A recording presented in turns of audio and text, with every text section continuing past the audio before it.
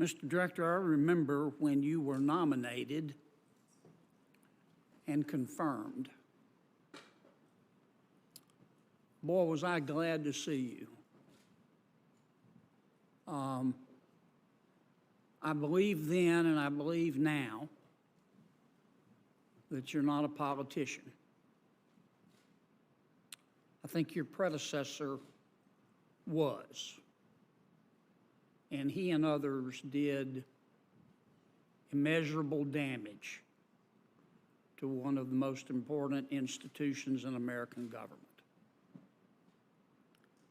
Because I believe, as you do, that in addition to the DEA, the FBI is probably the premier law enforcement agency in all of human history, and it should be above politics.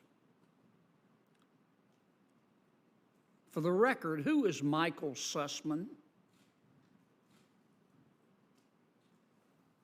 Well, Michael Sussman is a lawyer who is currently involved in a trial by the Durham Special Counsel team. His law firm, Perkins Coie, was counsel to Secretary Hillary Clinton's campaign, right? Senator, I'm mindful, as I think you would expect me to be, that the case is currently in the middle of trial, and while we have agents, and I have assigned agents to work on the Durham team, I want to be really, really careful about not getting into a discussion about a case that's currently in front of a very independent and strong-willed federal judge and a jury right now. So, well, Mr. Sussman was counsel to Secretary Clinton's campaign, and we also know that he was the source of the information provided to the FBI that the Trump campaign had a back-channel communication to Russia, which we now know isn't true. Is it true that Michael Sussman, a partner at Perkins Coie,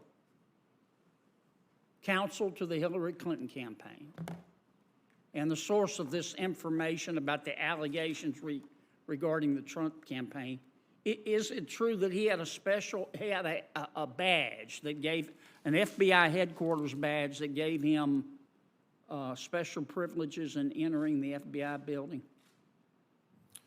well, Senator, what I would say to you is much in keeping with the gracious comments you made at the beginning about my commitment to trying to make sure I do this job the right way.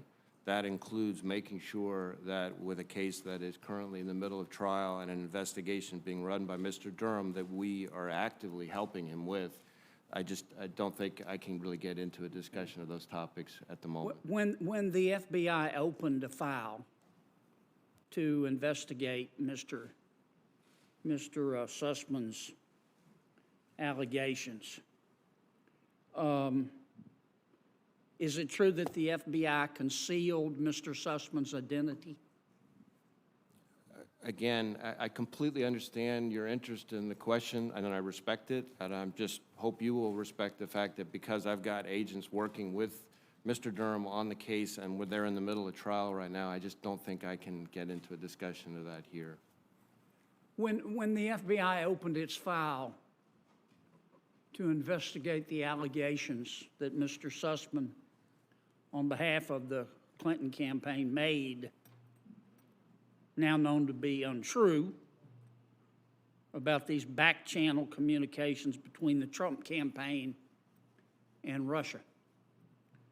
When the FBI opened the file, is it true that the file said the source of this information was not Mr. Sussman, but the Department of Justice? Again, the same response. These are the very kinds of questions that are being litigated in front of the jury and Judge Cooper right now. Senator Kennedy, I would just urge you to follow a separate line of questioning. As Director Reyes said, he's not going to answer questions relative to this case that's being litigated. I appreciate that, Madam Chair, and you know how much I respect you. I want my time back, by the way. You can have those 3 seconds that I No, took. you talked for about 10 seconds. I'm I'm happy to give you those 10 seconds. Thank you, Madam Chair, and I appreciate your help with my questions, but I can handle it myself. Chris, at some point, you're going to have to address this. And I understand you don't want to address it in the middle of a prosecution. But there are millions of Americans that look at this and think, I'm not saying they're correct, that the FBI has become a political organization. And at some point, you're going to have to address that. The institution is just too important. And some of my colleagues may not want to talk about this, but we're going to have to talk about it at some point. Well, so first off, I totally appreciate your concern about our institution, and I will tell you that what I can speak to now is that I have implemented all sorts of reforms that I've spoken about quite publicly, over 40-plus corrective measures that deal with a lot of the same issues that are at the heart of the underlying investigation. I completely turned over the entire leadership team in the FBI. We've taken disciplinary action where we could, but we've also been in close cooperation and coordination with Mr. Durham, who is the special counsel, and I think that's the best thing I can do to help address the concerns you're talking about.